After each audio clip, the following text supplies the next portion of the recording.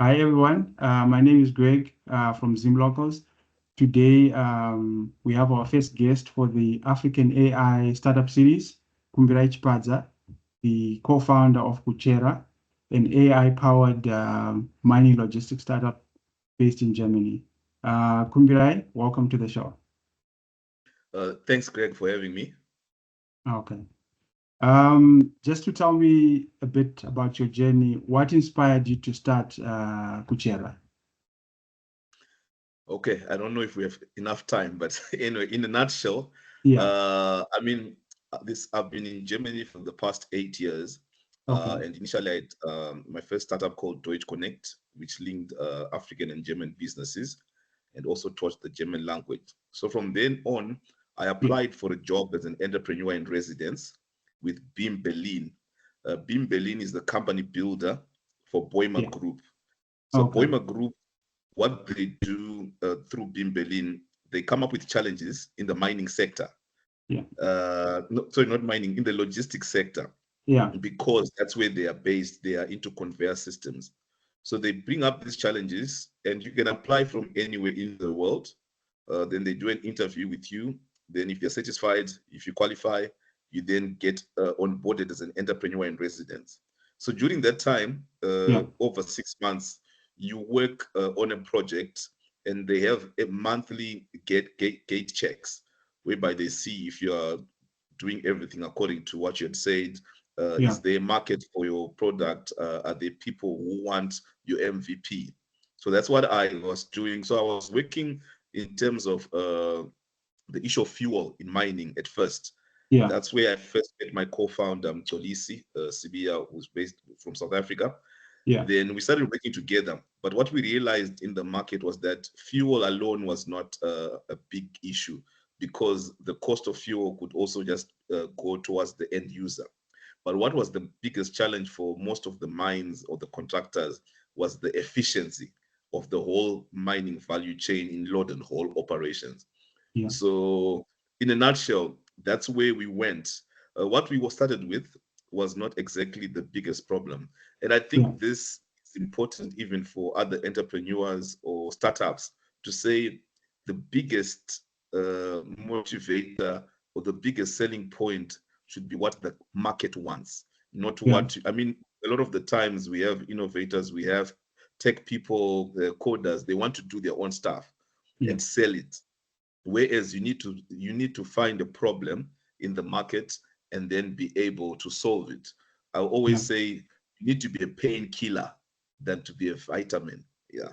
True. So True. yeah, so in a nutshell, that's how Kuchera, then we then do the 6 months, we then qualify to go for to pitch to the Boima group. Yeah. Then once we then went to pitch to the Boima group, they then invested in us last year in July. So we are now 1 year, 2 months old. Okay. How did you meet your? I know there are three co-founders, right? You mentioned Kolisi. How did you meet the other third one? Okay. So Mtolisi had also joined as an entrepreneur in residence. I didn't know him because you can apply from anywhere. But because Yeah. we had sort of chosen the same problem statement, Yeah. we were then asked if we wanted to partner together. Then that's what we did. Then later on, in about the fourth month, as we're preparing everything, we were lacking a tech developer in our team. Both me Yeah. and Kolisi are not that tech savvy. Yeah. So that's when Chris came in, Chris Hager. So Chris, funny enough, Chris had also been part of the BIM Berlin program 2 years back, Yeah. but then unfortunately had not got funding for the project he was working with. But because of the work that he had done, and also his character-wise, the team at BIM introduced us to him and say, look, see if you're a good fit. So this is the amazing thing, that three people we had never Yeah. met before and are in Yeah. different parts of the world could be able to work together, start a company together, and True. start operating together. I think we worked together for about 4 months before we actually met in person. Oh, it was virtual. It was a virtual It was incubator. virtual. With Mtolisi, it was actually more than a year before I first met him, but we've Wow. been working together for more than a year. So it's Yeah, that's amazing how amazing. technology can be able to assist people in business as well, like that. Okay. No, that's quite a story there. You mentioned you got an initial investment. Do you mind sharing the amount that you got? So unfortunately, I can't share the Or a amount range? because that's of the company. But I can tell Okay. you that it's. Do they say seven figures seven figures is correct? Yeah, when you are when you're in those figures now. Yeah, In so euros. it's seven. Yes, in euros, seven figures Okay. and in euros. Yeah, That's quite a sum. Yeah? yeah, Okay. yeah. No, that's great. Can you tell me more about the product itself, Kuchera? I think there's a hardware component and there's a software component to it. Can you explain that a bit Okay, more? so maybe before I talk about the product itself, so the product is not called Kuchera, the product is called Team Up. Yes. But the name Okay. Kuchera, we were looking for a name that showed that we are in mining Yeah. technology. So Kuchera in Shona, I come from Zimbabwe, it Yeah. means to dig. Kuchera means to dig. Yes. Yes. So it was also pun intended because we are digging, but we're also digging data. Okay. You That's know, quite a good so name. that's how that's how the word caught up Kuchera. So that's how we started the name Kuchera because it talked towards mining, but it also talked towards data uh, Yeah. as well. The same. So our product is called Team Up. Our current product. We say as Kuchera, the company, we're a performance management platform Okay. for load and haul operations. So it's not necessarily just mining, but it can be construction. It can also be in waste management. It can also be in agriculture. Okay. So using performance management as a service, we help mining teams set clear objectives, then also assist them in being able to achieve those objectives. Okay. So, and we do this in real time. What we realized was that most of the platforms that do what we do or say they do what we do, they have lots of data and make some recommendations that might not be what the team wants. So in Okay. setting the goals together with the team, the mining team, this might be the operation, this might be production, this might be safety. You end up empowering people to do their jobs better. So Okay. everyone is empowered, and that's why we call it team up, because when we do it together as a team, everything goes up. So in fact, I'll talk about what we call this production. So what Okay. we do is objective setting, then performance tracking in real time. Then we give you data driven, uh, where you can then make your decisions through the data that we What give type you. of like things are you tracking and how do you track them? Okay, so we are tracking your cycle times. Okay. Uh, we are tracking your production. We are tracking your asset management. Where is your asset at any given time in Okay. the pit or wherever it is? We are doing fleet management as well. We are also tracking in terms of mechanical uh, maintenance wise as well. Okay. But how do you exactly, is it more of recording and then, or there's some hardware component to it that, that you use for that tracking? Uh, Yes, good question. So yes, so we do have a hardware component which is put into the truck, okay. into the CAN bus of the truck. So that's put into the CAN bus of the truck. Then after that, we get the data, which then goes from the CAN bus via our hardware into our cloud. Then from the cloud, it then goes into an app, which then, as a mining operator or as management, you have that app, which is Yeah. in real time. So everything is being tracked in. This is your production output, equipment utilization, your cycle times, and your operational efficiency. So everything is being done in real time. But most importantly, we track what you want us to track. So I can give you an Okay. example where one client is worried about Yeah. fuel consumption. I think we also know that in most of our mines, sometimes, especially in Africa, you'd find that fuel, they say sometimes up to 8% fuel is lost because of pilfering.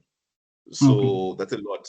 So you'd find that they need better ways to track, to say, okay, where is my asset at any given time? Is it gone off route?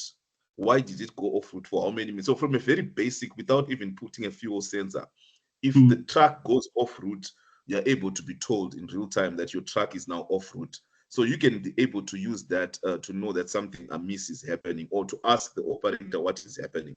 So this client was looking for fuel consumption. For example, where they would be using their fuel consumption was reduced by 30% within three Yeah. weeks of using our solution. So Okay. that's one example where you have a clear target to say, I want to track my fuel. Someone would say, I want to track my my safety metrics. When Yeah. there is brake speeding, whereby you know that at certain areas they're supposed to drive at such a speed. Then Mm. if they go over that speed, over speeding, then we can be able to tell them that information. Or maybe there are other safety regulations, certain places where they're not supposed to go on Yeah. the tracks. Then if they go there, we then be able to give incident reports, or also to give playback of whatever. So in the case of an accident, for example, we Yeah. also have a playback where Also, the video can, there's a video component. yes, there's a video component whereby you can be able to see the playback of what Okay. happened. But I want to emphasize that we are not a big brother Yeah. that looks and says your workers are stealing your fuel or this Yeah. and this. What we do, you set your parameters, then we Yeah. assist you to achieve those objectives. I mean, even with the drivers themselves or the operators, we even Yeah. tell them the advantages of them using our solution. Because imagine if you're a driver, then you have an 8-hour shift and you're Yeah. expected to do certain loads per day. You know in real time how many loads you've done at any given time. And Yeah. when you do over and above, we then tell you so that you can also have enough rest. Yeah. So it's something that empowers everyone to, I mean, the mind, the biggest concern for any mind is production. So we Yes. want Yes. everyone to meet their production targets. Yes. You mentioned sensors for fuel. Do you also do that part, like fuel tracking? Yeah. Yes. So at Okay. a very basic, because when you the fuel sensors, some of them they need to then be installed into the truck itself. So Yeah. that's a bigger cost, Yeah. or I mean that means your trucks are not moving during the time that that's being done. So what we do at a base level perspective, we just, like I said, through geofencing, through mapping, knowing where your assets are supposed to be, then if anything goes against what you have told us, by just Okay. doing that, you can already know that your fuel consumption will go low, because even those that were pilfering the fuel, Yeah. they now know that there's a mechanism that is there against that. But then Okay. the fuel sensors, that's an extra mile that can also be done, yes. And then with the fuel sensors, you're able to see, if you put 100 liters, you're able to see at any given time how many liters How many? you Yeah. have in the truck. Yes. Okay. All right. No, thank you for that. Okay. Can you maybe zero in on the business model? How do you like exactly make money? Um, Okay. So, as a startup, yeah. you continuously uh, change, you continuously grow. I think we also have one thing that we are lucky to have. We have our investors. Yeah. We also come from a family, the Boima Group, which has Yeah. over maybe 300 years combined of decision makers who have been in Okay. mining.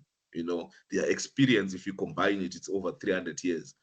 So we sit down regularly, even with our brother, sister companies from the same group. And when we started with the subscription model, Yeah. whereby there's a one-off payment for the hardware component, then you pay monthly subscriptions, just like you do for Netflix, for the use of the box and the data that is derived. But then we Mm. realized, say, okay, this alone, does that encompass or does that assist the client in every way they want? Then we Yeah. also realized, no, but there's another method that is there. There's the value share model. So Okay. with the value share model, we give you the box, we agree on the parameters, on the metrics that we are chasing together, then you only pay us if we have achieved what we agreed. That Then shows we that you got agree. a lot of confidence in your product, eh? Exactly. I Yeah, mean, it's not only about having confidence in our product, but it's yeah, also for our clients to yes, also have that peace of mind and true. the feeling that we are doing this together. So we are not just coming to dump our hardware and software with you, but Yeah, we are involved in your day-to-day operations and assisting so that we meet the desired targets. So we believe that it makes it more collaborative. It makes it more like we believe in the word empowerment and team. That's why the product is called Team Up. We yeah, want everything to be done as part of a team. So we are still doing the subscription model, but as I speak right now, since beginning of September, we are yeah, now talking to our clients, engaging new potential clients to say, would you like to do a value share-based model? Would you want okay, to pilot in this time?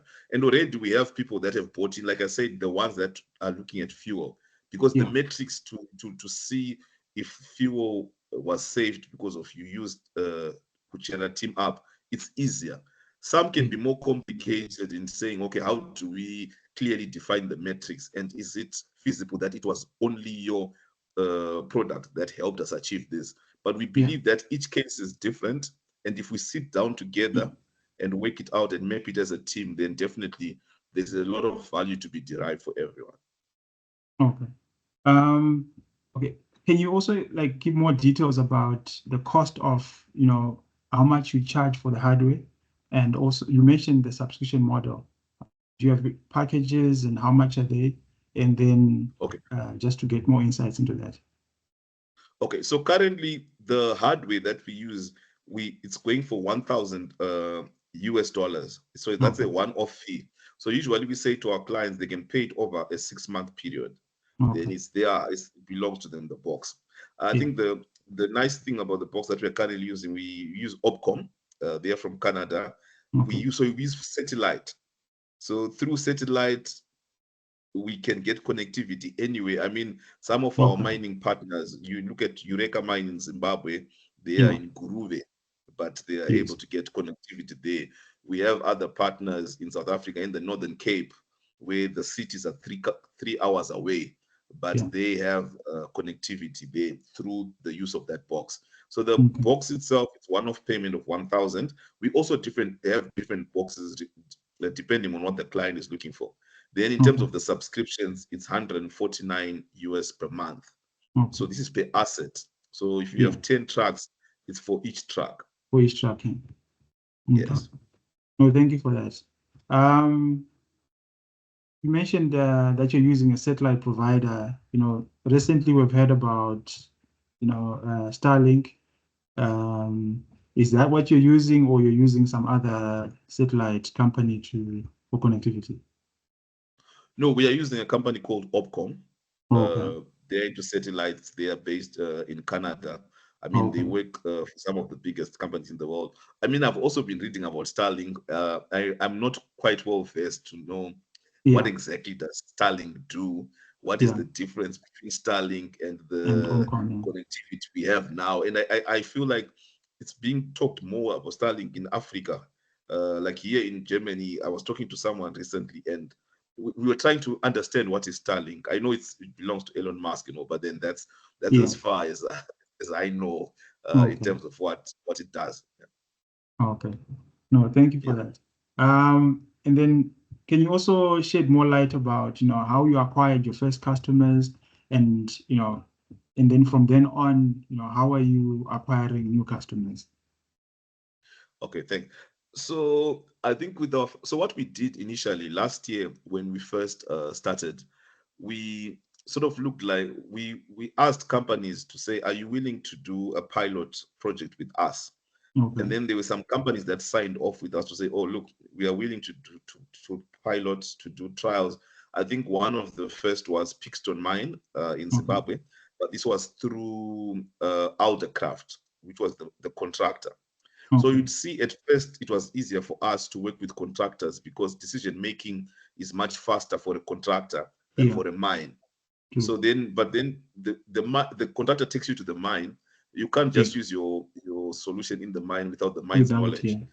So the moment the mine knows about your products, and if they see value, then they can also even tell the other contractors to all use. So that's sort of like how the ripple effect that is there. But I think the most important was network, and that's why we also started in Southern Africa, in Zimbabwe, in South Africa, where I grew up in a mining town, Shishalane, in Zimbabwe, born and bred there. So a lot of people that I learned with or I grew up with, they are in mining. But funny enough, they're not in mining in Zimbabwe only. They're in South Africa, they're in Canada, then Australia. So even when we're doing the whole pilot or trying to see if there's a market for this, we realized it was not like an African problem, but it was a global problem that was there of efficiency. Because you'd find very few mines actually use automated trucks, very, very few. So some mines, even in Australia, in Canada, in America, they are still using the old trucks as well. So that was something that helped us. So it was the network, but from the network, one thing that I think has been the best way to sell for us has always been word of mouth. So you go into a mine, like I said, then the mine, they're coming from a mining house. So they can tell another mine operator or mine manager from their mining house to say, look, we have this product that's helping us. Then they call you. This has happened twice to us now, whereby it's not about marketing, but it's about actually just someone word of mouth, then new clients come through. But right now, we're actually scaling up. We're going to Chile, Kazakhstan, as well as Brazil. This was also done more towards, we are very on LinkedIn. We have a very strong presence on LinkedIn, but we also attend conferences and events. And this also then helped us to create these networks across the world now. Oh, that's quite good, B. I think you've also mentioned your plans that you're scaling in Kazakhstan and Chile, which is quite amazing there. In terms of your revenue, where are you in terms of monthly or annual revenue? Whether you can share specific numbers or ranges. Okay, I can't share specific numbers, but I can just say that month on month, the number of trucks is increasing. And one thing that we actually created what we called the Kuchera universe, which shows the map of where exactly which towns, which mines, which towns, trucks, which countries they are.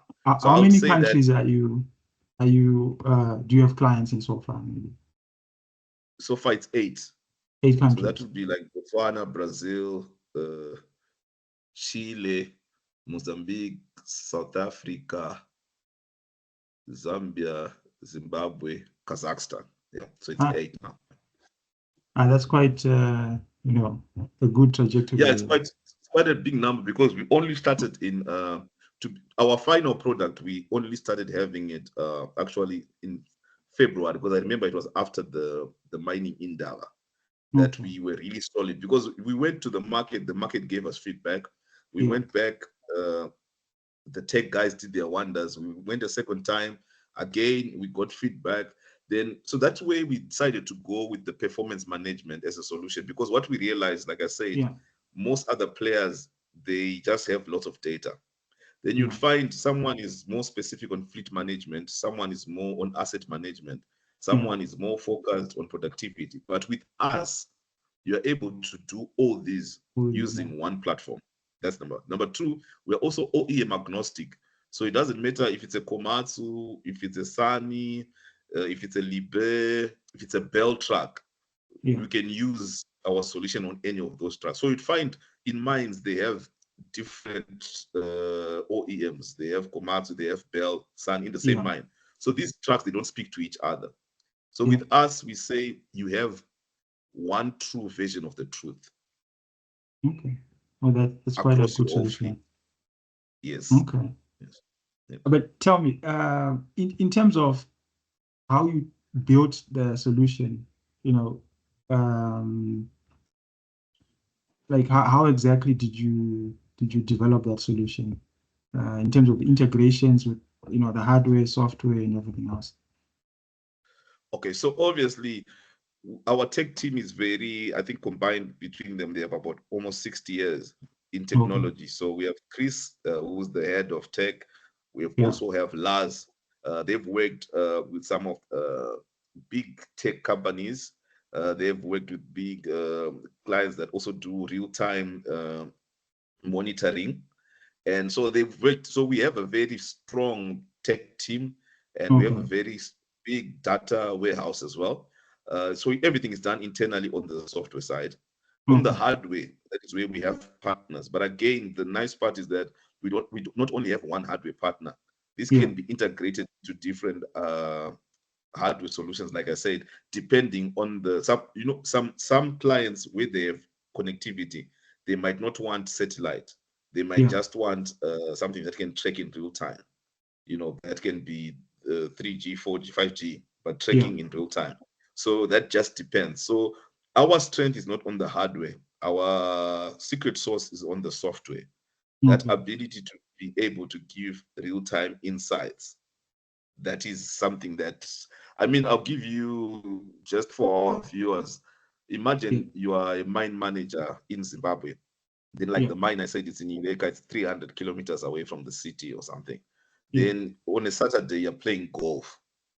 Uh, but you want to know what is happening on site. Yeah. With our app in real time in your phone, you know the production at exactly that time. You know where each of your assets is exactly at that time. You know what has been done through the day and where it is. We have a live view, we have a historic view, we have a fleet management view. So all Okay. these things you're able to see them even if you're not on site. So I think this gives, I'll just also give an example to say one client, Yeah. uh, they were charging per kilometer, Yeah. but what they'd been told is the kilometer by the mine was actually 1.3 kilometers. So you can Okay. imagine for every trip they were doing an extra 300 that they did not bill. Okay. So through that, they were then able to build that extra 300 per trip. You'd find one chief financial officer, she's in an office in Harare, Yeah. but at the mine, she also gets data like from a board, from a whiteboard, Yeah. from someone who's just writing figures from a whiteboard. Yeah. Now we are able to give a automated data of the loads and all that. So if she's going to a board meeting or she's going to present with a team, she has this automated, but she also has the historical data that are associated with that. So Yeah. it brings a lot of professional. You're not taking people's jobs away, but you're Yeah. making people's job easier in that sense. No, that's amazing. No, thank you so much for your time, Kumbirai.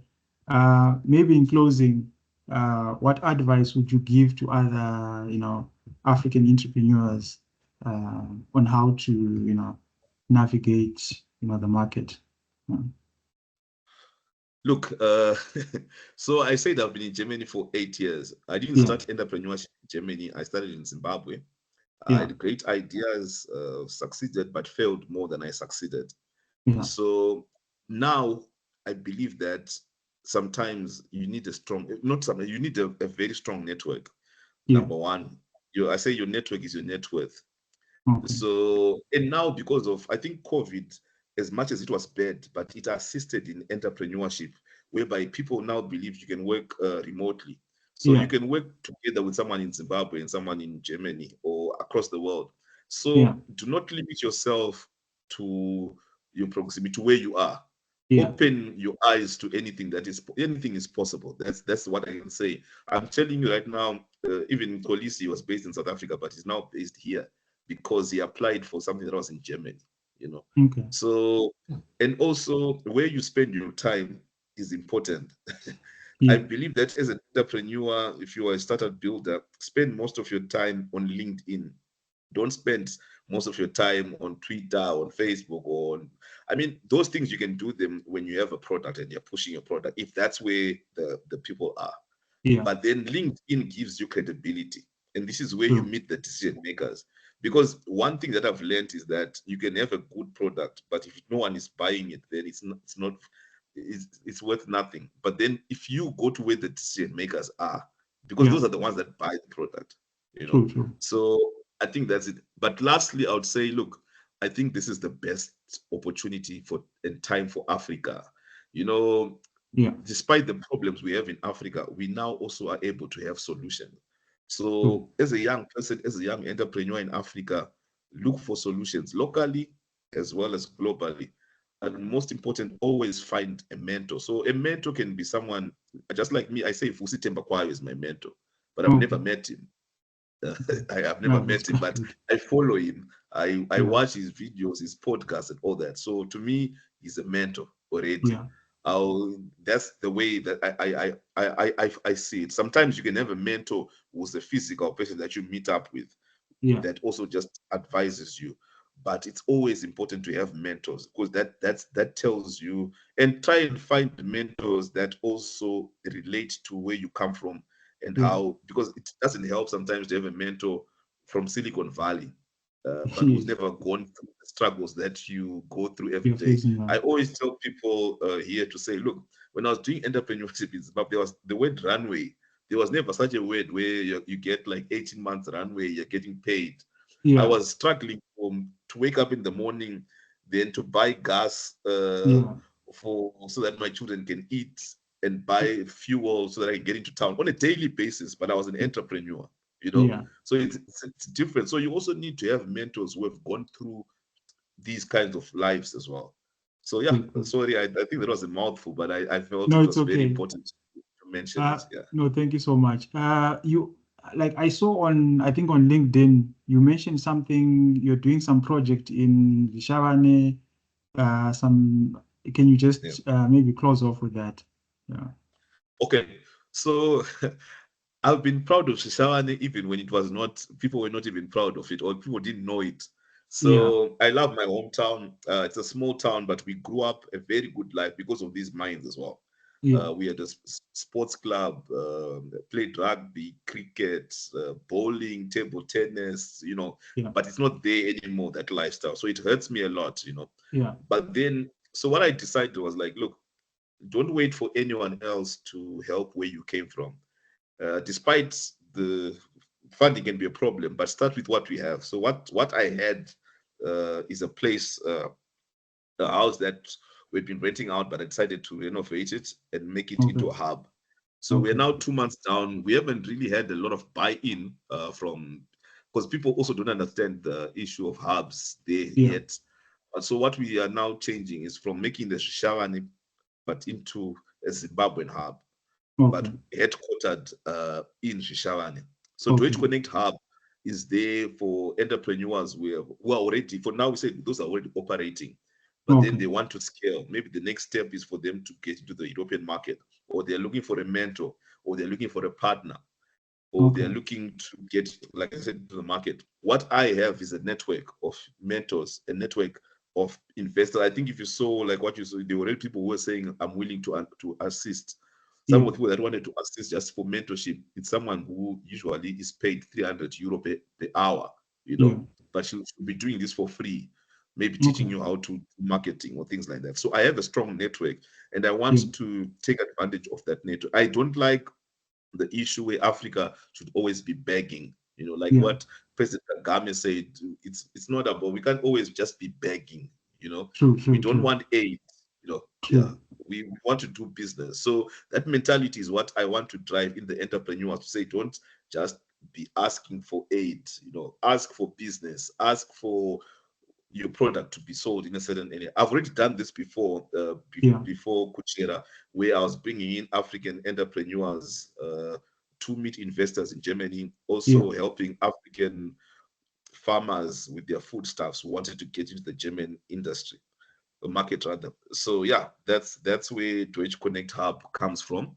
Okay. We're just starting out, but I mean, Yeah. with people like yourselves and your platforms that you have, we can Yeah. surely find good cases. What's important is not just to take anyone; it's Yeah. to first, because remember, when these people become ambassadors, and Yeah. what they show or what they produce to the potential investors is Yeah. the mentality is what people always take back to say, but come on, what these are not really startups, Yes. entrepreneurs. So you want to go out with even if there are 3 or 4, you want to take Yes. the few, then elevate them. Then through that, people will now believe more in us, and they will now understand that we have the capacity and we have young people that can be able to achieve great things. Yes. No, thank you so much. I'll definitely follow up about that project in Shawani. There are a couple of startups I know, young people who are starting up who would, really appreciate your support in that regard. No, so thank you so much, and yeah, it's been a pleasure, talking to you. I wish you all the success, in the future. Yeah. Thanks, Greg. Thanks a lot. And look, I like the kind of platform that you are doing. Please continue. I Yeah. know sometimes it can be very difficult. Sometimes they're not enough likes, Yes. as Yes. if you were doing things that are, people like social media. They like scandals. So people might Yes. not Yes. like this type of content, but just keep pushing. The few that learn, it will take our country further as well. No, thank you so much. Have a good Okay. day. Thank you. Okay, sure. Cheers.